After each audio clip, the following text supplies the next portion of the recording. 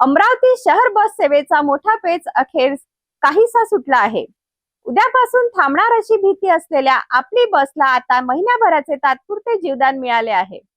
कंत्राटदार आणि महापालिका प्रशासन यांच्यात झालेल्या निर्णायक बैठकीत अटींवर आधारित सेवा सुरू ठेवण्यावर सहमती झाली आहे। अमरावतीत महापालिकेच्या आपली बस सेवेला अखेर महिनाभरासाठी दिलासा मिळाला आहे।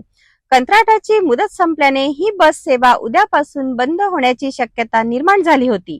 मात्र महापौर, महापालिका आयुक्त आणि सत्ताधारी पक्षनेत्याच्या उपस्थितीत कंत्राटदारासोबत झालेल्या बैठकीनंतर तात्पुरता तोडगा निघाला आहे। सध्या शहरात 12 बसेस 6 मार्गावर धावत असून दररोज सुमारे 12,000 प्रवासी या सेवेवर अवलंबून आहेत। परंतु कंत्राटदार कंपनीने दरमहा 6 ते 7 लाख रुपयाचा तोटा होत असल्याचे सांगत सेवा सुरू ठेवण्यास असमर्थता दर्शवली होती। बैठकीत कंत्राटदाराने विमा खर्च आणि आर्थिक भरपाई या संदर्भात मागण्या मांडल्या। दुसरीकडे आचारसंहितेमुळे तातडीने निर्णय घेता येत नसल्याने प्रशासनाने अडचण स्पष्ट केली। अखेर चर्चेनंतर 25 जून पर्यंत शहर बस सेवा अटींवर सुरू ठेवण्यास कंत्राटदाराने सहमती दर्शवली।